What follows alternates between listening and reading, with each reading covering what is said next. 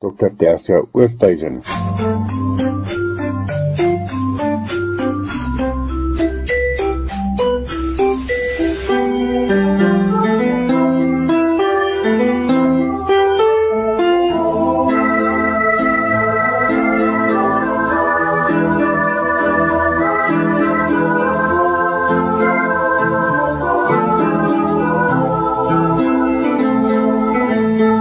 Lig op geestesgesondheid, Dr. Tersia Oosthuizen van die Noordwes Universiteit, bedryfs- en voorligtingsielkundige.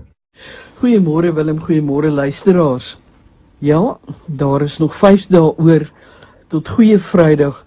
En hier is eintlik 'n kosbare tyd waarin ons geestelik kan rustig raak, waar ons met bepeinsing en oorwoendheid kan bestekopname doen van ons lewe, van waar ons nou is en wat ons doen en gaan doen met betrekking tot die Paase wat op hande is.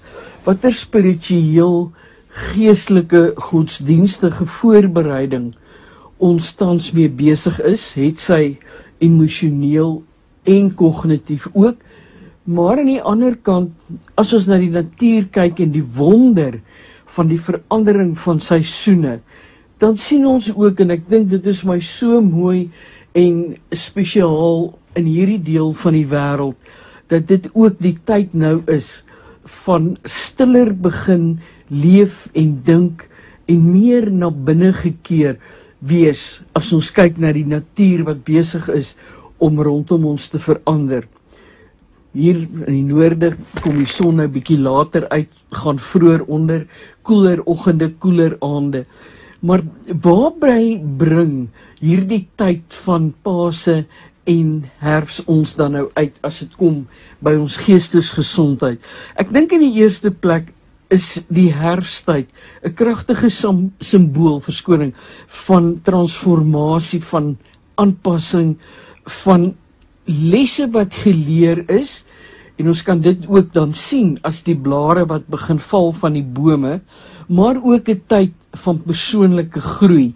Want soos wat hierdie blare van die bome begin val, weet ons ook, dit word kosmos, en aan die ander kant weet ons ook, dat al lyk alles uiteindelik hier in die noorde so dood en sonder lewe, die oomblik as dit lente is, dan ontspring alles. So dit is as dit ware hierdie rus van die natuur op hierdie stadium waarna ons begin kyk. So wat sal ons dan vir onsself kan sê, inderdaad, as dit dan nou ook kom by die herfs en die wonder daarvan? In die eerste plek dink ons sien dit dan as 'n tyd van vrymaking, van aflegging van sekere goed in ons lewe, soos wat ons die blare sien afval. En dit maak dat ons kan voorberei vir iets nuut, soos wat die blare se val wys na die laat gaan van ou gewoontes en vrese en negativiteit ensovoorts.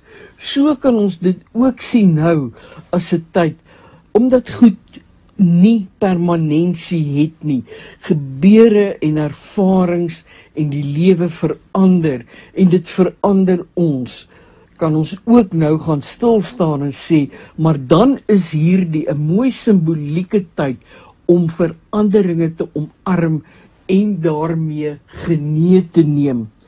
Dit beteken dat daar 'n stuk persoonlike groei en refleksie kom, want ons sien iets hier van vorige uitdagings, maar ook wat ons nou moet doen in die voorbereiding vir die nuwe seisoen. En as ek dit dan ook kan koppel in ons voorbereiding van die Paase, wat sien ons hier, wat ervaar ons nou, wat in ons stilte tyd, bepeinsende tyd, meditasie, hoe ons dit ook al wil benoem, wat is ons grootste en belangrikste doel in hierdie afwagting, hierdie voorbereidingstyd, en tot watter mate gaan ons dit toelaat om geïntegreer te raak ook in ons lewe?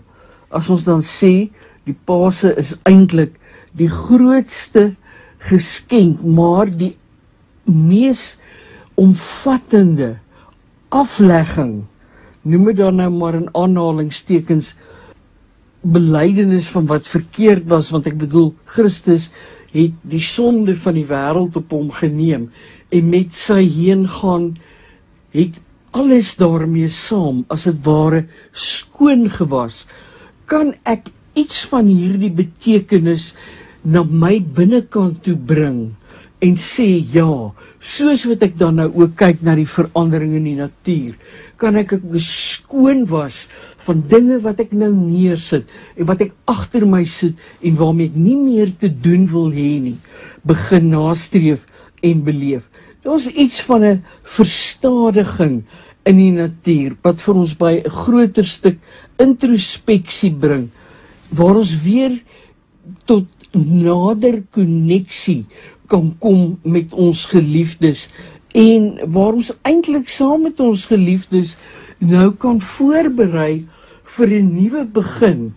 In die lig van die Pasen met Christus se opstanding, sien ons dat daar 'n hele nuwe wêreld oopgaan, en kan ons dit ook in ons lewe integreer deur te sê, maar soos wat die blare val, en soos wat die natuur verander, berei dit ons uiteindelik ook voor vir die lengte in ons lewe, wat 'n nuwe, totale, herskeppende verandering kan bring.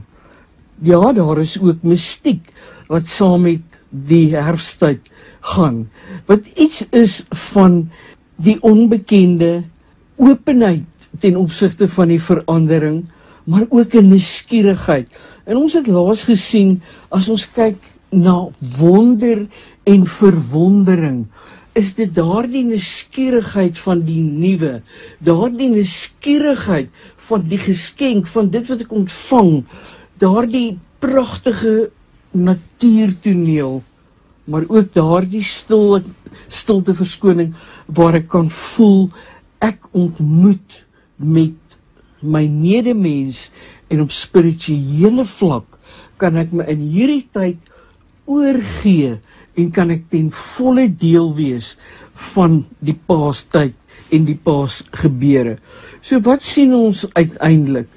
Hier is ook 'n tyd van erbarming, van begripvolheid, van goeie naasbestaan, want in hierdie proses is deel van ons rituele, om ook nou te begin, om saam te wees, spesifieke rituele binne die kerk en die godsdienstuitlewing, maar ook die feit dat ons eintlik nou so bietjie meer binneshuis gaan begin leef, soos in die winter, of dat ons nou, as ons ook byvoorbeeld kyk na ons eetgewoontes, ons begin nou hierdie vertroostende sop maak, en lekker by 'n vuur sit, en ontspan en kuier. So wat is die wonder dan van hierdie tyd waar ons nou is in terme van die herfsttyd wat nader kom en die Paase, dat wanneer ek my oopstel vir die verandering wat kom, kan ek op geestesgesondheidsvlak my binneste oopmaak vir herstel en vernuwing, en kan ek alles wat hierdie herstel en vernuwing keer of verhoed, vir eens en vir altyd vir hierdie seisoen agter my sit en aanbeweeg sonder hierdie negatiewe bagasie. Baie dankie Tersia, ons luister binnekort.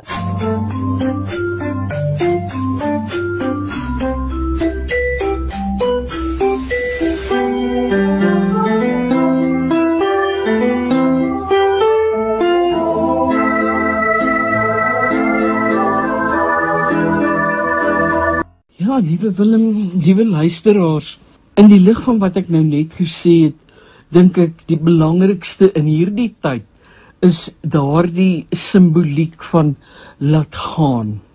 Daardie vallende blare wat die metafoor word vir laat gaan dit wat nie vir ons goed is nie. Daardie herinneringe, daardie oproep van, as ek die woord nou gebruik, dit wat reeds, wat ons sou sê, water onder deur die brug is, om dit elke keer weer te probeer terugroep, en weer daarby stil te staan, en weer daaroor te top en te wonder, dat die rivier van hierdie seisoen dit nou vir eens en vir altyd wegspoel en wegvat van ons en dat ons skoon gewas hiervan in hierdie tyd van bepeinsing kan ingaan. Met die wat ons nou minder in aanhalingstekens daglig het, is dit ook vir my daardie simboliek van die balans van die lig versus die duisternis. En ek dink die Paase is juist die mooi simbool van die donkerte, wat hierdie prys wat vir ons betaal is, wat oor die hele aarde geheers het, en dan die lig van die opstanding daarna, wat vir ons sê, ongeag die donkerte, gaan daar altyd weer 'n verandering wees.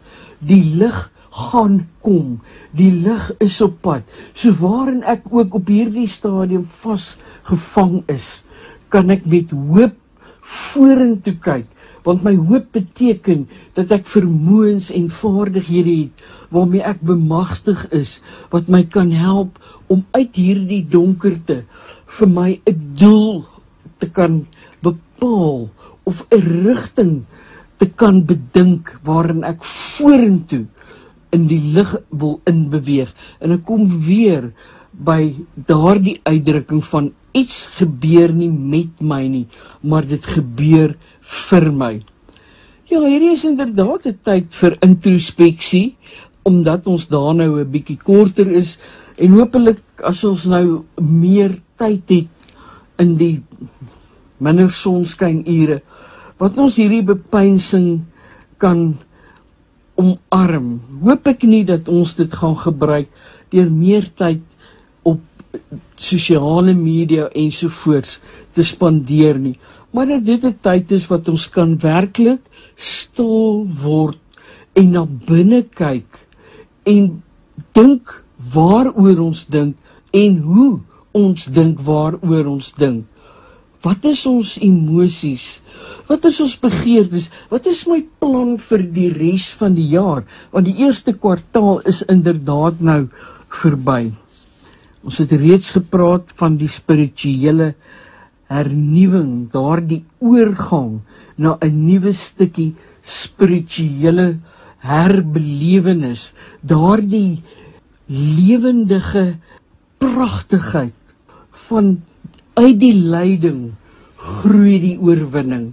Is dit nie tyd dat ons vir onsself ook begin sê op alle vlakke, kognitief, emosioneel, spiritueel, hoe ek optree, dat ons kan uit hierdie vasgevangenheid kom en waar ons onsself kan belyn met 'n dieper doel in die lewe as net dit wat oppervlakkig en vlietend van aard is.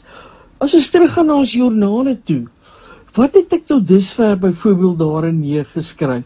Hoe dink ek oor dit wat met my gebeur het? Hoe dink ek oor dit waarvoor ek dankbaar kan wees?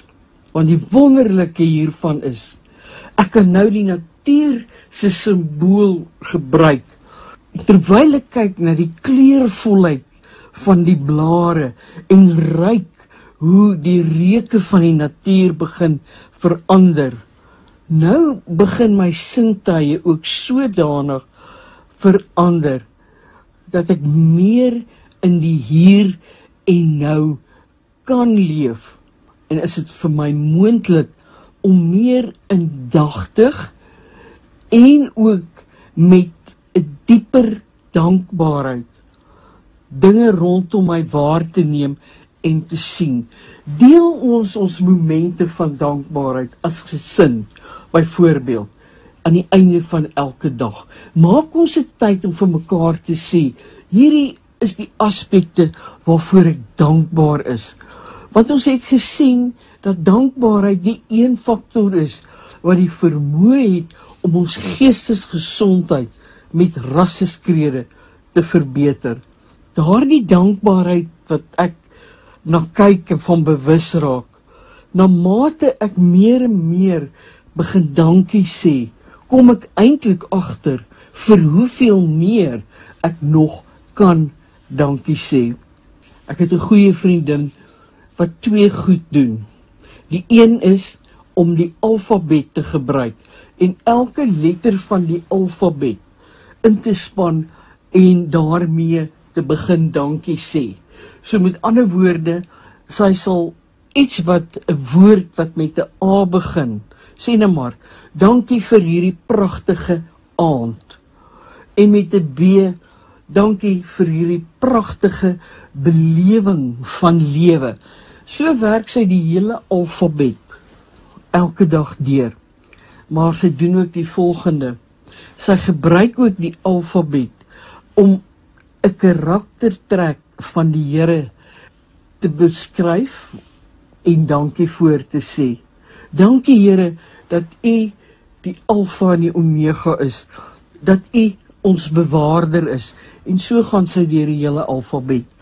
En weet jy, luisteraars, Willem, vandat ek weet sy dit doen, en dis nou al etlike jare, is dit vir my altyd iets so spesiaal om te dink dat dit ons na totaal 'n ander vlak van denke, van kyk, van belewenis toe vat. En dink net wat is die kosbare waarde hiervan, om op daardie manier, baie eenvoudig, ons ken almal ons alfabet, en om op daardie manier baie meer dankbaarheidsgerig te wees en te lewe. Ja, dan in die proses waar die blare afval en dit lê onder die bome, is ons ook by daardie punt waar ons in ons voorbereiding vir die volgende seisoen, vir die nuwe, dan ook begin dink, kreatief dink en omgaan met nuwe idees en nuwe planne. Ons is ook in hierdie tyd uit die aard van die saak dan meer weerloos, want ons weet, ons is in 'n oorgangstydperk waar ons die bekende, wat dalk nie altyd goed is nie, herbedink, die negatiewe wat eintlik baie keer vir ons gemaklik is, gaan eenkant neersit en waar ons na iets niets gaan soek en daarna gaan strewe.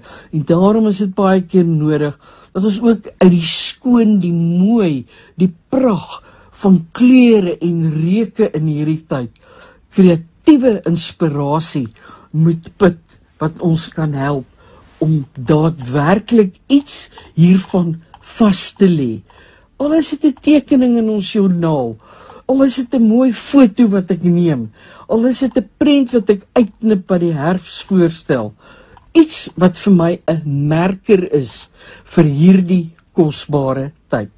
Ons 3 minute welstandsjoernaal, wat kan ons selfbevestiging wees? Dalk iets soos, ek gebruik hierdie herfsttyd as 'n tyd van vernuwing en nuwe maniere van leef. En dan gaan kyk weer na ons aanhaling of ons tema vir die jaar, en hoe gaan ek hierdie nuwe bevestiging in my lewe laat neerslag vind? Mag dit in hierdie voorbereiding tot die Paase regtig 'n diep, nadenkende, pragtige tyd vir elkeen van ons wees. Dit was dan Dr. Tersia Oosthuizen met lig op geestesgesondheid.